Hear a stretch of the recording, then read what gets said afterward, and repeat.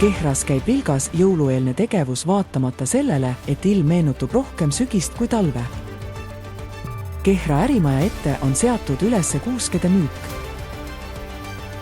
Müügil on erinevate pikkustega ja hinnaklassiga Eestis kasvatatud kuusk. Ostja saab tulla ja valida just sellise, mis temale sobib ja vajadusel abistatakse õige valiku tegemisel. Kui juba mitmendat päeva käib aktiivne jõulupuude müük, siis Kehra turuplatsile seati ülesse traditsiooniline jõuluturg. Peame tõdema, et ilm ei olnud eriti soosiv, mis oleks inimesi nii väga turule kutsunud, kuid vaatamata sellele jagus neid mõlemale poole, nii turule kui kuuskede müügiplatsile, mis pani ka lõpetama turul kauplemise varemalt, kui oli seda Anija valla kultuurikeskus planeerinud. Aga kuuskede müük jätkus päris pimeda saabumiseni.